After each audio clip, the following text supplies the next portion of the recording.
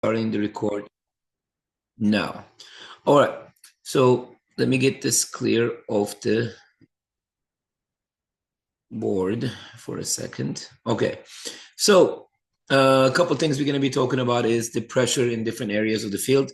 We're going to be starting with a 3-4-3 with 1-6 and 1 like 8-10 in the center, and outside attacking mid, and number 9 forward. So let's go over the numbers again. 3 is always a left wing back or left back. Right back and right wing back is always a number 2. With the way that we play, the outside center backs is like a force. It's like a stopper type of player. And we have a 5, that is the libero. That's the center of the field, center of the defense. We have a 6, that is the defensive mid. 6 represents defensive mid. 5, center back. 4, stopper type of center backs. 2, 6, 4, 5, 1, 3, 11, 7, 10 or 8. Attacking midfield or box to box, depends on what type of player they are. And number 9, the forward. Okay. So there's more coming in, so I'm going to allow them to. All right. So pressure in the center. Let's just say the keeper gets the ball. How we're going to press is we're going to lead the player. This number 9 decides where we're going to lead the player. A lot of you guys run straight to the keeper. That allows the keeper to have 2 choices. We do not want to do that. So we want to lead it. So you decide the pressure. So let's just say that we can go a little bit higher too. Okay. This is the red team is us. And let's just say that they drop it back to their keeper. Here's what we're going to do. The center forward decides where we're going to press. So his cue is if he cuts this way, he is going to come from the side. So he's not going to allow him to see this passing lane. So we are not going to allow him to see, I'll show you guys, this area right here easily. So when you come from that angle, okay, when you come from that angle, you make sure that you cut this pass. So when you do that, then we're leading the outside attacking mid, number 10, and the other side attacking midfield coming this way. Now we take every option from them. And if you come from here, goalie does not have much option. Now, if this player is here, we get tight with him.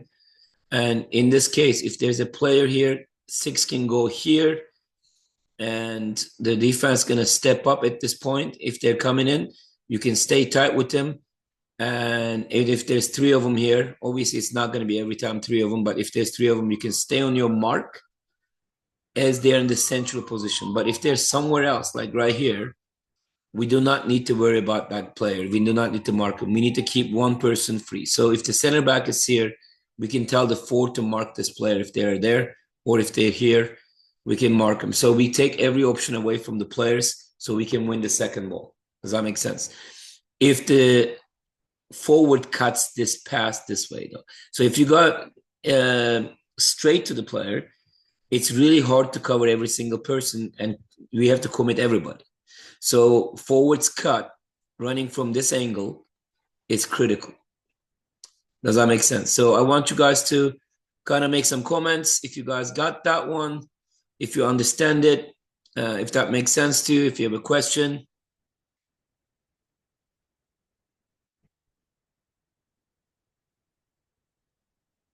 I do have a question here. One question I have is how we handle the pressure or defensive shape once if the other team breaks our press and successfully shifts the ball from one side to another. We reshape.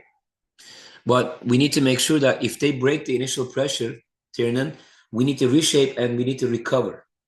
Our offensive players, especially the 2 attacking midfields and the number 10, needs to recover centrally because our defensive mid is going to step. So our 10 needs to cover the 6 and other players are coming back. If they can beat the initial first pressure, we need to recover right away. if that makes Okay. sense. No, it makes sense. Fair enough. I just think it's something that happened a lot. I Yeah. noticed in last week's game where like they're right, they would get a pass along the ground. Like Travis and the initial pressure did well, but they broke it, right? So they did get a pass and they'd get it out to their right back who would pass to their right mid, and it just felt like you commented on it where they had a lot of time to find a cross thing. So I guess that's just a shape that I feel like Yeah. once And they we break the worked on pressure, we this lose week. it. We spent a good amount of time in this on yesterday's training and about transition, and transition also offered to step up as a whole defensive line, and which we don't always do. We're gonna kind of talk about that too. But this thing, I don't think you guys understand how important this is. So when this player steps up here, we have to be committing all to be able to mark all these players. But if the defender, let's just say the forward, if they come from an angle, you can actually lead them just one way, and it makes it easier for us to press that area. So you lead it. If you come from this angle, you make them go that way. If you come from this angle, right? If the forward comes from this angle, the goalie is going to try to go this way, which now we have to mark those areas. So we need to make sure that we mark up these areas tight. And obviously, we don't need these players to be here anymore, right? We need to come this way. We need to come this way. We need to come this way and that way, and we have to come this way and this way. So we need to cut this vision areas. Does that make sense? So anything that we go this way, we lead the keeper that way. It's critically important that we cut those angles. So we do not want to overcommit, and we don't man mark. So you guys need to understand, we mark the area. So if this is the area they're looking at, this is my area attacking it, I'm going to get that play. But if this player goes all the way to here, you don't want to mark that player out of your position. This opens up space now this way for somebody else. So we don't want to do that either. Does that make sense? So one big thing we're going to be going over again is let's go recover again. What if we do this with let's go from here, two forwards, let's just say three defenders and two sixes. What if we have two sixes? We're playing with two sixes. So this pressure again, he comes this way. You need to be stepping this option between them. You need to be coming back to this gap right here, to the center area. And one of the center mids can step in between here, and then you recover, and we lead it this way. So now outside attacking needs to come back more central. If you stay right here, then the goalie is going to easily maybe beat the player a little bit this way and then pass the ball to center, and they're going to get out easily, right? So we want to make sure if you're playing with three forwards and two sixes, we need to make sure one six, number 10 is going to be in front of him. That's okay. But if you're playing with two sixes, this player on the outside attacking needs to come back to central area. So you can cover that area. Does that make sense? Make a comment about that. I'm looking at it.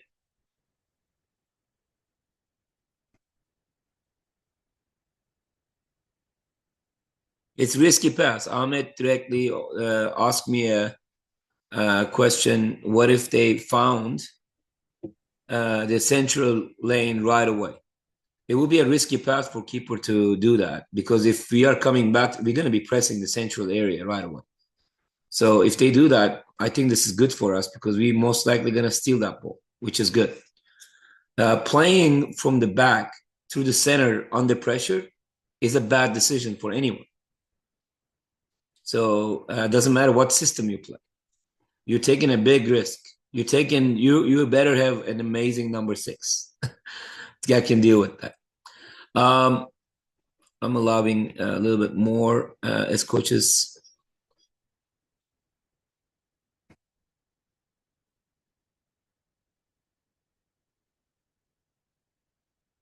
Darren, do you want to unmute yourself and ask that question?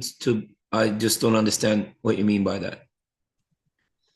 I'm just saying that if we have only one player that's pressing, I mean, I see what we want, Mhm. but if say only Andrew is the only one that's pressing, Then and he should not go. everybody else is kind of a little deeper. So I just call Andrew back so he doesn't Yeah, waste his energy, right? I yeah. mean, So alone pressure is a waste of energy. So if you just press alone without anybody, they're just going to pass the ball around you, and you're going to be getting tired for no reason. And by the time we need you to score goals, your legs are going to be too tired to do anything. right, because you've been It's a chasing the waste. game. Yeah. It's a waste. It's absolute waste. So each time we press, minimum pressure should be 3 to 4 players each time. Okay. Otherwise, it's a waste. I would not even press. I would not even go up there. And that's the Okay. bottom line. Yeah, for sure. Like that's a good question. Yeah, thank you for clarifying that. So let's go with the. Do you guys understand the 2 6s though? 2 6s definitely requires the outside attacking midfield come back to center on the opposite side. But this is critical that you understand what this means now. Let's just say the goalie. Obviously, they're gonna always try to find the right back or left back, right? So who's the closest player right now? Who's the closest player? Is the left attacking mid, correct? He presses. If obviously either the goalie or the center back is going to give a drop, we need to make sure number 9 goes to here. And yes, we want the attacking midfield on the right side to come all the way here. If he's not making it, yes, you can step, but I really would like you guys to stay close with each other and come to this area to block the areas. Now, in this case, because this is the pressure cover situation right here, you can commit a little bit higher this guy. So if they try to open the game to here, you can step in and score a goal even, the other centerman. Another thing we do, if we recognize they might do a long ball, what do we say? We say switch or my bad, cheat. When we say cheat, the right attacking mid, defensive mid, steps all the way, and the right center back steps all the way to this gap right here. So when we do that, when they do a long ball, we can steal it right away and attack immediately. Okay, so we want to make sure you guys kind of get that, and it's important that we kind of read that. Now, let's rewind everybody back. If we're playing 3-4-3 with an 8 or a 10 behind them in the gaps right here, and we play with 1-6, the pressure is much easier. All you have to do in pressure is left attacking it goes to this guy, right? Number 9 cuts the pass to the drop. Number 10 or 8 in this gap is going to be covering this area. You can be behind him if you want, but as long as you don't allow an easy pass to the 6. And opposite side attacking midfield just slides to the center just a little bit, creating this shape. Does that make sense to you guys? So when we don't do this, unfortunately, so a lot of our teams, this is what we look like when we're pressing. We look like this.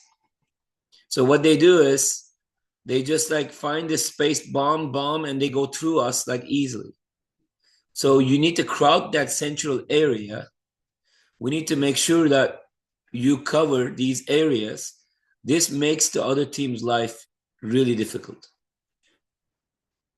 You understand? Sadiq and my buddy up there, Omar, is having a good time, it looks like, in the car. Omar, sorry for beating your amazing coach, Pablo, again, a couple weeks ago. All right. So, Thanks. yeah. It's all right, coach. You're better anyways. Yeah. Well, thank you. So, any questions about this one? I have a question. Yeah. So the guy over there on the right side, are we not supposed to like all of us like slide? Yeah, that guy. Yeah. are we not? Yeah. Yes, we are supposed to. We're gonna be right here. Yeah, we need to keep this open space for sure. Yeah. Yeah. That's a good catch. Well done. Anything else? Any other question? Always also let's touching that subject, right? Sadiq, our goalie should be out here when the ball is all the way there. So any long ball, our goalie being a line goalie is a killer. We need to make sure they're ready to come out and get the ball and easily put the ball back in action. So we don't have to come all the time so much back. You should not be waiting in the goal. I mean, if the ball comes all the way here to somebody and they're dribbling around here somewhere, yeah, you need to start backing up a little bit. But like, honestly, if the ball is that far, if somebody scores an 80, 90-yard goal to us, well done to them. I don't think they're going to be able to do that though. Anyway, I haven't met anybody in Washington State that can do that yet. So, all right. So with this subject, pressing is a very big subject, but pressing in different areas. Now we're going to be kind of talking about that thing. So if the other team is completely in our half and they are very comfortable, let's just go with a 4-3-3. Most of the teams right now is playing that, right? So we go with this shape for them. And then we're going to go back to our shape defending in our half. So how our shape would be an advantage. Why do I like a 3-back system over 4-back system? This is going to make more sense now. So we're going to do the 2 6s first. Okay. We're going to do it with 2 6s first. So if the ball is here and there is a mark here, number one, we don't want this player, wingback, to step to this player and leave their mark open. We need to make sure that you stay with your mark when we press it. Attacking midfield should be marking this player coming back. Attacking midfield should be in the center, sliding all the way. And out there's number 9 is cutting the pass to possible drops right there in between the players. So this is really important that we do this right. We want to make sure that we cover these areas well. Now, the very important subject. What if our forward got caught really back there? They're not recovering fast because they're lazy. Okay. Let's just say it's Hamoum. He's not going to come back. You know, he's just going to be walking back and he's not going to make it there. So if this player is dribbling the ball towards the center, especially, who steps to this player is the most critical thing. We cannot be hesitating. Number 1 person should be stepping to this is 6. And the 10 needs to cover, or the other 6 needs to cover to the center. You cannot be marking this player. We do not want to leave this space right here open. Does that make sense? If we worry about this pass and leave the space, a smart player is going to fill this area and they're going to find this space, and one through ball run and pass goes to here and they're 1-on-1 and they score a goal if they're a good team. We need to make sure that we are compact. So 6 steps, the other 6 or 8 slides back. If there is a player in this mark right here, let's just say, they're coming in, you got to mark them, and you two are going to be sliding, and the center back is coming back as well. This outside wing back, my bad. So, but in reality, we do want these guys to be here too. And if he is here, outside attacking mid, you do not have to necessarily step to that ball. If the D-mid is not stepping, and this guy is not there, okay? Even though you have a guy on you, you need to step. The left center back and the center back needs to be coming to these gaps right here. We need to slide and cover each other this way. Does that make sense?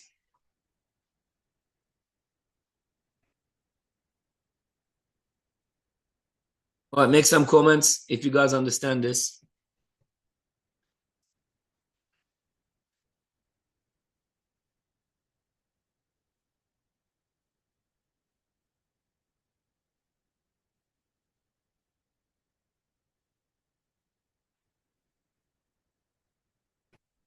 This goes to the same thing, right? So let's just say this. Some of you guys are worried about like we come all the way here and we're leaving these guys open. It's okay. So the travel time of the ball is going to give us enough time to recover to the opposite side. You understand that? So if you start marking these players up here, you leave these spaces that they can go outside of if they're faster than you. This is the most dangerous place we allow them. So we need to make sure if you're an outside quick player, you want somebody to mark you wide. So any long ball, you can just beat him to the footwork and bomb. You're in front of the goal. Like the old Ronaldo and old Messi would love somebody marking them wide. Does that make sense? So we want to make sure you guys understand you need to come back to center. Now, question. So let's just say there's a forward right here. Let's just say this is our 3 back and this is our wing back. Let's just say this is the 6. This is the 6. And because the ball is here, let's just say ball is in this player now. And they are actually doing this shape right here. Okay. So if this is the last man on your side, there is nobody else, wing back can step to this player. You can get the drop as outside attacking. Number 6, this 6 is going to come back to here. Left back is going to come back to here. Center back is going to slide. Other 6 is going to be deep here. And center back, the other center back is going to come. And you're going to be moving to this gap right here outside the box if we do it this way. Now the question, somehow this guy does amazing things and he does an amazing ball to this side. Who goes? This is the wing back, right? Usually you think that you're going to be going. No. The deeper player is going to have to step here and we have to recover from there to here and redo the shape as quick and as smooth as we can right away. Are we clear? So the most important thing, I don't know if you guys kind of watching this.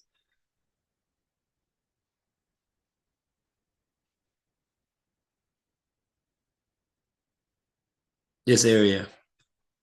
If we leave gaps. Danger zone. Yeah. If we leave gaps there, that's when you are going to be punished. Okay. So like every time you guys do this and you're not recovering, you're marking the wrong side. You're on this side. You're leaving the central positions wide open for the players to utilize. And this is where they're going to score the goals. There was a percentage that they were talking about in my licensing this weekend. There is like almost 4% goals happens in these areas. And there's a high percentage of goals happens here. Next one is going to be happening here. And next one is maybe outside the box. But majority of the goals are actually happening right here, guys. So please tell me why we care so much about this player having a shot or cross, as long as we can do a good job defending that side. Does that make sense to you?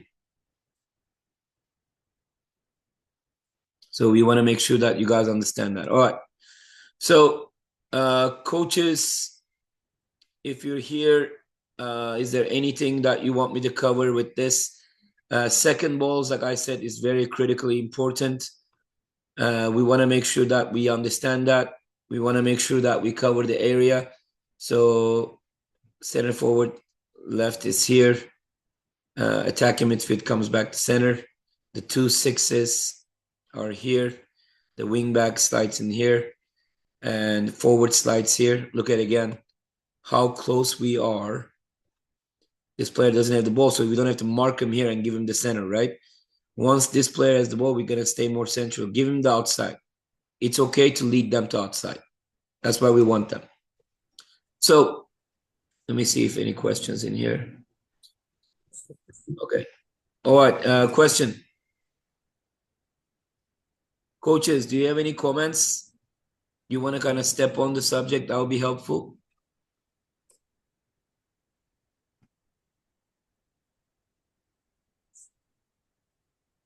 What is that? Omar, what's that?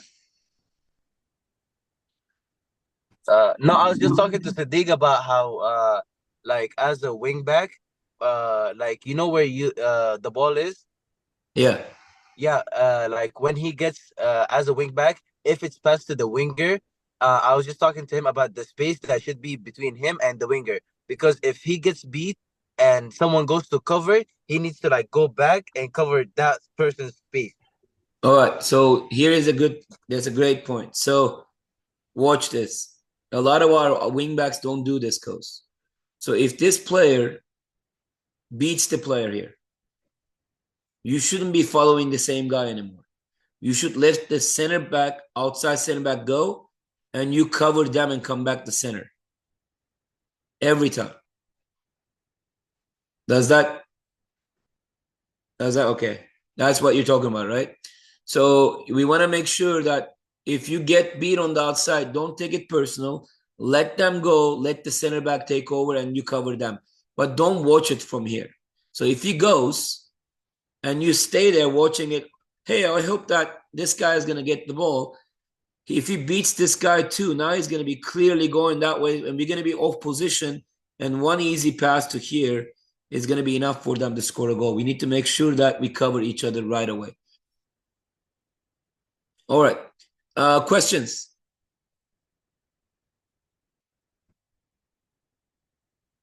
Coaches, please make comments, guys. These kids need you guys to be more active in these. So we can actually kind of like common problems in the game. We can address those so it can make it a little bit more easy. So I don't know if you guys realize when we play against a 4-back system, we always outnumber them in the center. So if you're doing a good job and we compact, we will always outnumber them every time.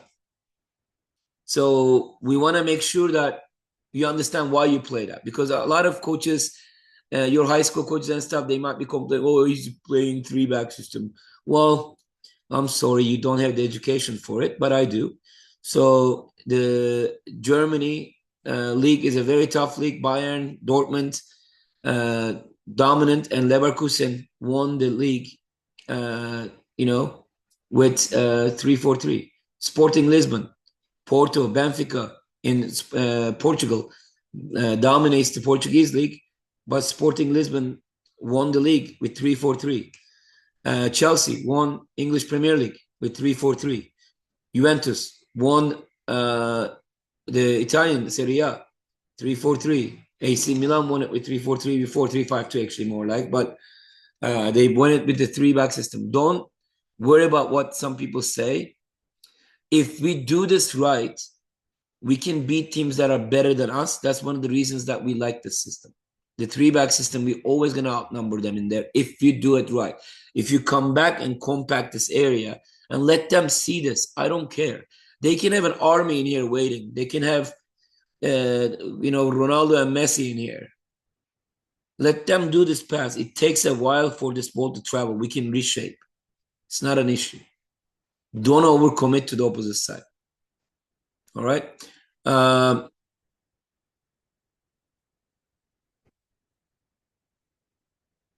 Okay.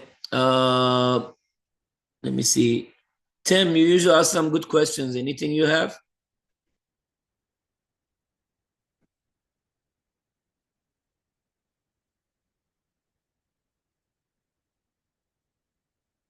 Brad, Coach Darren, make a comment, maybe some issues that you guys face in the game.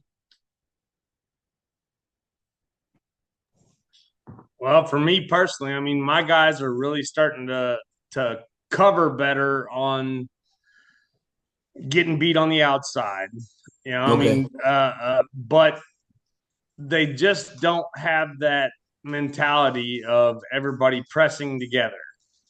So you get one or two people that are making a big difference, and the rest of them are kind of ball watching. It's getting better, but I mean, I think pressure cover is the biggest thing that we're struggling with right now. Just so the guys know that they can step as long as somebody's going to cover. Yeah. You Well, just when we don't get the cover behind us, that's when we get in trouble. it feels really good to know that if you get beat, someone's gonna cover you, and that's when you're gonna have to pay it back to them by covering them. It's that simple. Right. Like it's very simple, right? Like it just, but they need to do work. So are they in shape enough to do that? Well, most of that's the mine thing. are, but I Yeah. mean, I got a couple that need to get better in shape. But really, if they're doing it right, they don't have to run themselves to death because the whole team ought to be, sliding side to side and helping everywhere that's needed. But we're getting there. It just takes some Yeah. time. Who else was gonna talk? Dodgy, I have a question. Okay, who's this? This is Marco. Hey, Marco. Hey, so Yeah. going back to where we would all slide, so kind of where that player right now has the ball. Let's Mhm. say my focus is more on my sixes. So Mhm. if we have, let's say, Juan and Ariman going all sliding together, if Mhm. the if the six on the further side, if his player keeps drifting that way, how far do you want them to commit before it's overcommitting and they're both overloading the same side? How far would you want that two or that three to slide over? So if you're playing with two sixes, Yeah. he can go. One of them can go all the way, but the Okay. other one has to stay central and deeper than the other center mid. Okay. So this is when we get killed sometimes. So they're worried about these two players, and they stay like this. Right. And this smart false nine is going to fill this gap, and it's going to completely mess us up. Him touching the ball, we're going to be stepping. We have to step, and we have to get compact, and it's going to open all different lanes for this player. So we have two ways to deal with this. One, if the ball is on this side, right? We want to make sure the opposite side, number 6, stays central in front of the center back and not being a part of that. If there's a player here and he's following them there, it's fine. He can go all the way here or even all the way there. If there's a player, like let's just say right here with the wing back. And if he's marking him that way, it's fine. Okay. As long as the other one stays as long central. as that one just stays But central. we don't want Okay. him to go all the way with him. If anybody's going to cover that player at that point, it's going to be the left center back. Okay, because I noticed it this last weekend where that number, I guess right now he'd be a number 10 or a 9, that guy in the middle. If that guy started drifting, then our number 6 would follow. And I was at a crossroads of sending that number 2 or 3 to keep going, to keep sliding, or if he should just kind of hang out where he is right there. So, yeah, another thing is this. So let's just say this player has the ball and this player is making a run, right?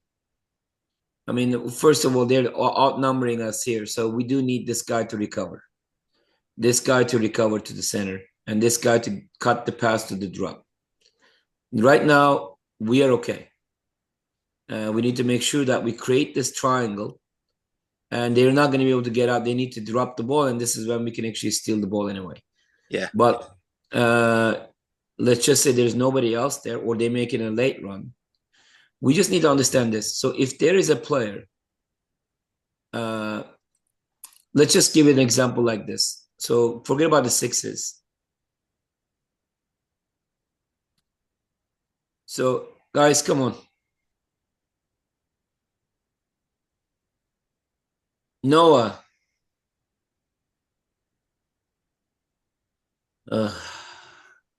Yeah. So who is drawing this, guys? It said Noah, but I don't know if it was you. Oh, I thought it only showed on my screen. No. All right. Please do not do that, guys. Let's not get distracted. Okay. So let's go with this. So let's just say we are in a spot and we have a mark in here, right? And we are just recovering from one side to another. And there is forward, I mean, this right here is going with the player. We can mark him right here as a center back, but if he goes to somebody else's zone, he needs to take over. Yeah. It's critical that we understand this, because if I follow this guy, we're doubling the area. A smart offensive player is going to fill this space right here. So we need to, once they're out of our zone, we let him go to somebody else. And we need to make sure we communicate when he needs to take over. I think sometimes that happens to our players too. So that's a critical issue. So the key thing, Marco, is the wing back coming back to center. Yeah. To be acting like a center mid. We are outnumbering them in the center right here. Okay. It's okay to leave these guys wide open. It's okay. Okay. Yeah. To add to that, Dodgy, I have a comment. Yeah. Yeah. Because we ran into it with the older kids, is how to recognize when we need to cheat kind of on the field. Or how to like do that positioning, like when the ball crosses, for instance, like say they do get out of there, who is the first person to step if they make it all the way across the field? Because we're having a hard time deciphering if it's a D-back, if it's a mid.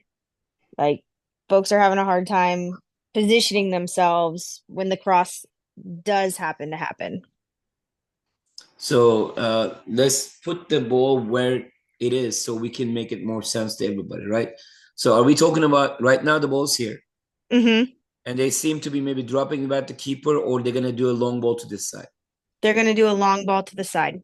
Okay, so he's going to do a long ball to this side. We recognize that, right? Yep. So we say cheat. So if there is this many players, and it's not going to be in the game, it's usually going to be possibly like these players right here. This is how it's going to be, because they're actually also going to be sliding, right? So in this case, our wing back is here. Our center back on the right side is here. If we say cheat, because there is 3 options right here, we can't just run to this one, number 1. Okay, we have to go right between them, right here, and the other person is going to be coming right here, and we're going to be sliding to this area like this when we say cheat. Once the pass is given, we're going to try to steal that ball, even in the center. We can be one-on-one with the player as a wing back. But most of the time, the situation is not that. Most of the time, the situation is this. We are just recovering, so we have another player here anyway. So they're going to try to skip, and this player is giving a drop. Most of the time, this is what the situation is. So, sorry, let's go back to here. So this is what the situation is. So we are cutting this pass, and this guy is coming here, right? So this is what we do with the pressure. So if we see this player seeing the opposite side, they're going to do a long ball or pass back the keeper, we say cheat. At this point, he can go wide because we're going to be stepping this way. We're going to be stepping this way, right?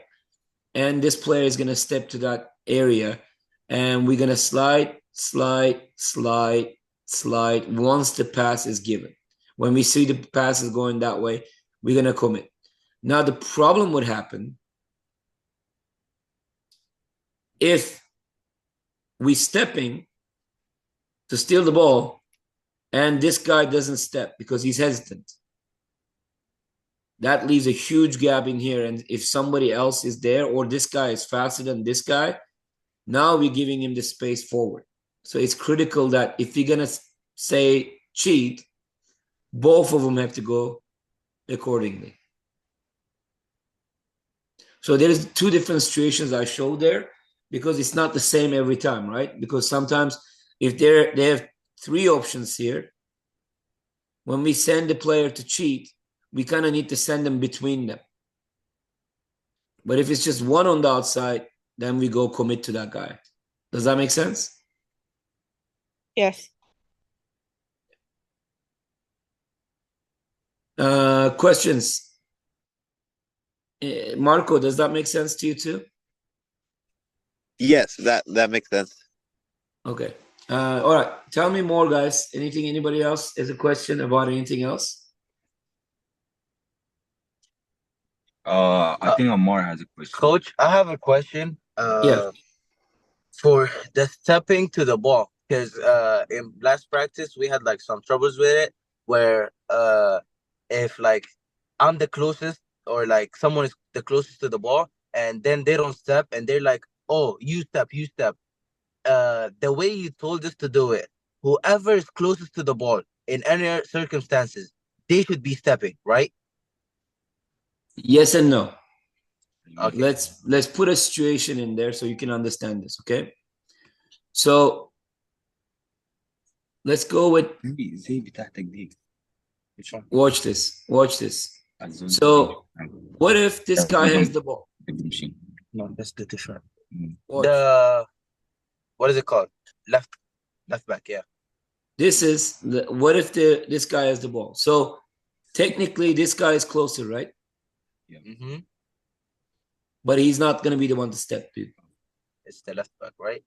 Yep. Left center back has to step, because if you wait for a guy coming from the side to do this, he is gonna be able to see these passes and even the back post before he makes it there. But when you step you close it and you can recover, he won't see any of these. Does that make sense? Yes. So it's critical. It is critical that we choose. Oh, we lost a player. Hold on. I think that's awesome. He got a red card. Yeah, I know. It's Michael got a red card too. Oh my God. Bruno got a red card. Damn. All right. So yeah, that's good. All right. So this guy has it. Please do not ever wait for the DMET coming from the side to step to this, the player on the lane. So this is critical. A lot of our coaches even make a mistake with this. They want this guy to stay back. But this guy, once he steps to this area, this player has, this is the vision this player has if nobody steps. If we're coming from the side right here, we can only cut this area, but we're going to give him everything. But if we step to this area, we are cutting almost every option he has. So it is critical that we understand to move that to the right area. Hold on. So I can delete this real quick. So it's critical this player steps. Oops. This player steps and this player slide, and the centerman needs to recover like he is one of us there. Yeah. All right? Yeah, I just asked to get it clear because like sometimes, you know, when you like depend on your teammate to cover to like step and you're there, so it should be instincts. Like as soon as I see him, I step. We shouldn't be talking to each other trying to figure out who's stepping. Because if it's in the game, no one is gonna wait for you to figure out who's gonna step. Okay. Yeah, I'm gonna do a 1-6 example when we play with 1-6. So the lane of the player,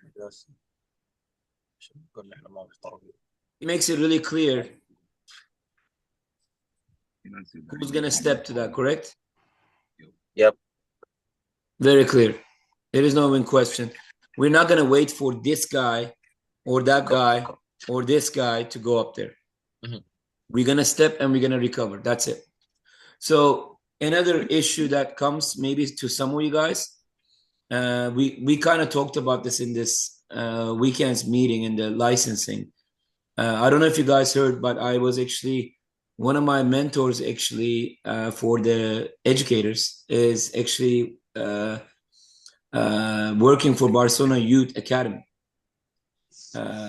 What is that called? The La Masia. Huh? The La Masia. La Masia, that's it.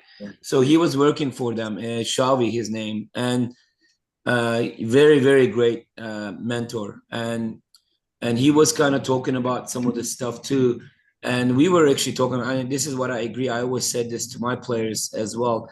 So if there is I need to delete that, sorry. If there is a ball bouncing, I am running back this way, and you are stepping to the ball. If there is ball between the two of us, who should take this ball? Left center back. Center back. How many times does this happen? This guy gets in the way because he wants the ball. A lot of times. Yeah. Too many times. Yeah. So we need to make sure that whoever faces out, the most positive thing in the game is what? Going this way. If you're running towards your own defender because you want to get the ball, you're the dumbest player in the field. That's the bottom line. If you're cutting if you're running to him and blocking his possible pass to go forward, you're killing us. All right. All right, let's mute you guys. You're talking too much now. All right. Do you guys understand though? Does that make sense? All right. Any other question? Darren, I saw in the last couple tournaments, I saw this situation happen a lot. Players not claiming the ball. And I think this is an issue for our youth players. But like their team, the 2012-13 team winning 2 tournaments and second place in one and first place in the second one, they have a lot of potential. So I mean, my guys just have to communicate. That's the only part that they're messing up. But do they know? Do they know exactly who has to get that ball? Because sometimes they might communicate the wrong thing. But because if the D mid asks, "Hey, I got it," it's not the right call. You would think that they do because the player that's facing the other team's goal should be the guy that's going after the ball.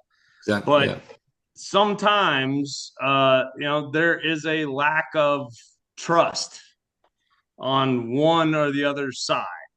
So that causes 2 players to kind of bonk into each other and make us look like the Keystone Cops. Question. Yeah, I agree.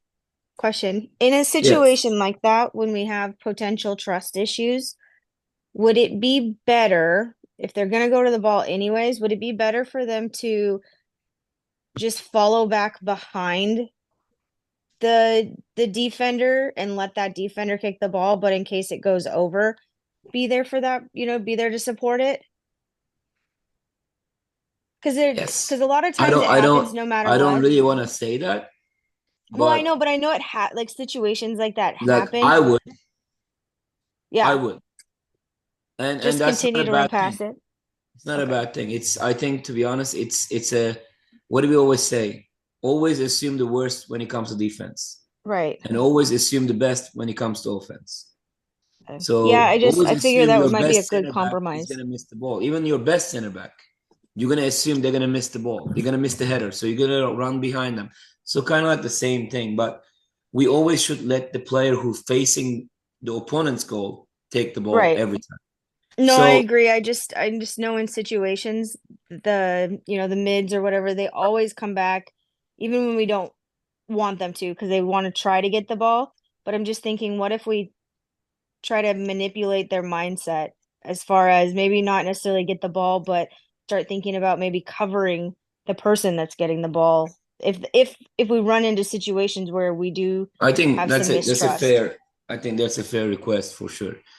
And one of the other things I remember, I think this is a big one for some of you guys, semi-pro guys in here, and some of you guys I have high expectations like Sadiq and Amar and some of the other guys in the U19 team. Steven, by the way, looked amazing yesterday, but we did a professional exercise. You guys missed out. We did a professional exercise that pro teams do, and Steven did amazing. And Ivan did okay. Some of the other guys came from the U19s, did okay, but Steven was incredible. So one thing about this is this. My coach, I was 14, 15, my professional coach got mad at me and chewed me for one thing. I knew I wasn't good at my right foot. So when the ball was bouncing on air, I kind of stepped back and let somebody else claim it because I knew I wasn't going to be able to kick that well. and he told me an example that lives with me. If you want to be that high, if you want to play professional like I did, you need to understand the area you cover. If the ball is in that area, if you don't cover it, they will find somebody that will. Okay. What he said to me was this, though. If you're so worried about making a mistake, you're making the biggest mistake of all of them. Because not like as a good coach, he can see that I should have taken that ball. And I'm not stepping because I don't want to make the mistake. That is the biggest mistake, because I'm not taking the chance to do it. So he would have been disappointed with me with my kick. He would have been disappointed with me with the way I maybe passed the ball or missed it. But he was a lot more disappointed in me. And he sit me for a couple games because I didn't step to that ball. I didn't claim that ball. So just think about that for a second. What kind of decisions you guys need to make? Players who has the space and time in front of them, not claiming it because they don't want to make the mistake. Biggest mistake in the game. Biggest mistake in any sport. Just FYI. Does that make sense to you guys? Yeah, I have a number of those that, I mean, I'm a lucky coach. I've got a bunch of talented kids that are playing really hard for me. But sometimes there are those kids that are not the top performers that are scared to make that mistake because they don't want to be ridiculed by their team. They don't want to be ridiculed by me. You know, I mean, so how do we beat that mindset? We just need to expect them to do the right thing. So like we talked about the levels of mistakes, right? Not taking the chance is the biggest mistake. Correct. The biggest mistake. So we need to make them understand that to create incredible players. So I'll give you guys hang on. So what you're saying basically is that just like we're trying to tell them, hey, even if you're not going to win the header, you still jump. Yep. You still get involved. You know, I mean, that's what we want to teach, right? Yep, exactly. So yeah, so wouldn't we want to call them out on it also when they don't, so they know that that's not the expectation? So I think the most positive things as coaches is, all right, I don't like how we kicked that. I don't like, you need to work on your headers, this and that. You can criticize that. But say these big words. I'm glad you tried. Oh, absolutely. I'm glad you went for it. But as coaches, we need to recognize when they're trying to do the right thing, is the most important thing is actually they claimed it. They tried it. So after everything, they'll get that. But if they are afraid to make that mistake, they're going to keep not doing it, and they're not going to learn to do it better. If they don't exercise. Well, no, they end up relying on those people that are making those correct, judgments and plays to do it for them. And so, I don't think that's what we want. We want 11 guys on the field that are competent and ready to do their deal, right? Yep, exactly. And honestly, I asked the girls, I'm coaching the high school girls right now. I have like 4 freshmen starting right now. And I'm one of those coaches, if the player is good enough, I don't care about the seniority. So, but we have a young team, so we're going to struggle a little bit first. But since I took over, we have a winning record every year.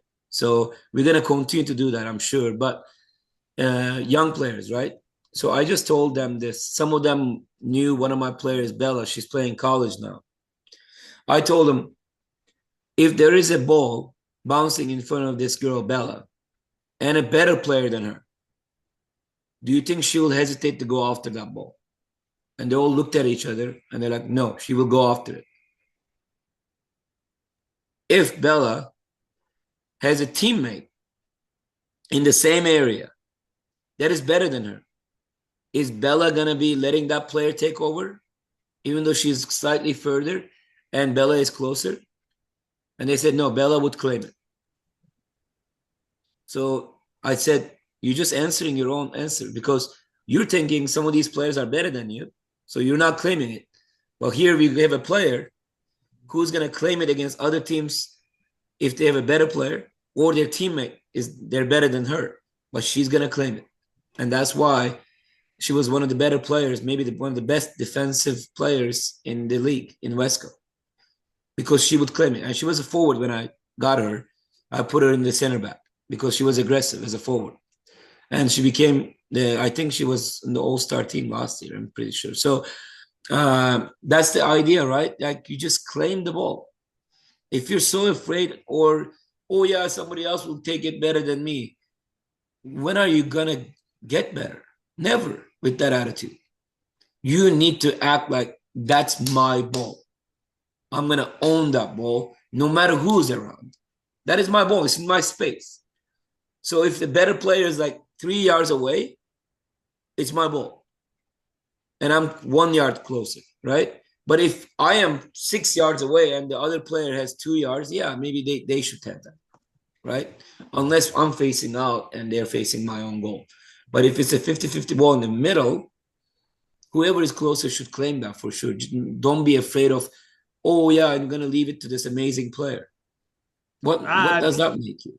Yeah, I just have one thing on that. You know, I mean, for years we really stressed the my ball mentality, right? You know, Caesar was one of the best ones at it. Caesar Zavalza. You know, my ball. You know, and by God, that was going to be his ball. And I think that's something that I know I have gotten away from stressing with the boys, but thinking about it right now, that's something I need to be pushing more with them. Yeah. Is, you know, I mean, if they would just forcefully tell their player or their teammate is my ball, then we're not going to have two players running into each other looking like Keystone Cops. Yeah. Yeah, Well, I plus mean, it would be helpful too to remind the kids that this is practice. Like you're not going to get any better or learn any other time. Practice is where it's okay to make a mistake, but you got to try. If you don't try, you're never going to learn how to do it right to begin with. Sure. I have a question here. How would we start a good counterattack from an opponent's corner kick? So we addressed this before, Yair, in one of the sessions, and we recorded this. But easy answer, without really throwing everything out again, is we need to make sure we keep everybody marking, right? But we need to keep one outside fast player waiting. I'll show you. I'm not going to put everybody in the box. Somebody has to stay last man. This one needs to stay wide, and one person has to be last man up here. So if we get the ball, goalie gets the ball, and everybody's defending, we can find this player or that player, depends on who's more open, right?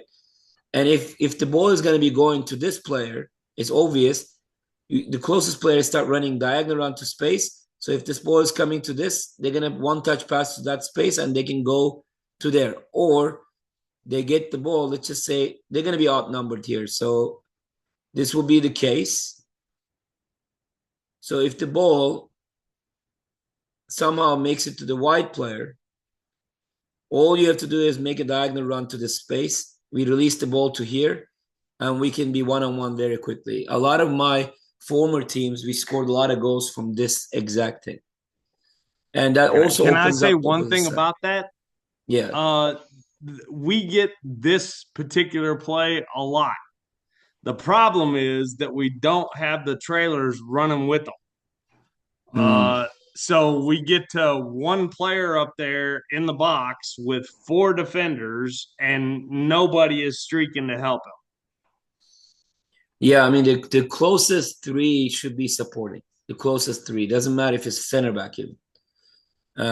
So we want to make sure, okay, I will cover that next week. I will cover that again next week, so we can go over that counterattacks, okay? In different situations. Is there any other question? Okay, Brad has a question. Yeah, I have one more. And this is for some of the folks that aren't familiar with our system totally yet. When or how can we communicate to them when to stop chasing the ball once they've lost it and like track back to center? Because a lot of times right now they're losing the ball or they're overstepping and they're chasing the player. We had a couple instances of this last week where they're chasing the player instead of tracking back to the center and covering who should be stepping? Easiest answer or the most complicated answer? Well, it's simplistic. This was for the older kids, so maybe an easy answer Easy would answer. be okay. Player, One of each. player who is supposed to cover him needs to call him off. Okay. So let's just say Travis is marking this player and running with him, and he gets beat, and he's still following him because he takes it personal that he gets beat by him. IMC say, and I'm going to say, I got it. At that point, he needs to back off and cover me. Okay. But because so we really need to never claim it, you know what happens? We see him, oh, Travis is running. Cool. I'm going to watch it from here. That's what happens. Okay. So we need that player to claim it. They need to claim it. They need to say, hey, I got a better angle. I am facing him. I need to step and go from there. Does that make sense? Yeah, so we need the we need the folks that know how we play also to start stepping up and communicating and calling some of our players off then. Yeah. I see that. I think that's Beanie, I'm guessing. Beanie, I would like you to come to the coaches clinics so I can explain the tactic to you. I got you. Thank you. That was a question. That's the question that I have. Yeah. I'm using Noah's name undercover, Yeah, I get that. No, I know, but like, I think it will make more sense to you to explain it to him too. I would always, I invite parents when we do a coaches clinic. They're welcome to come as well. And I know you wanted to be a coach for a while, so you're welcome to come as well.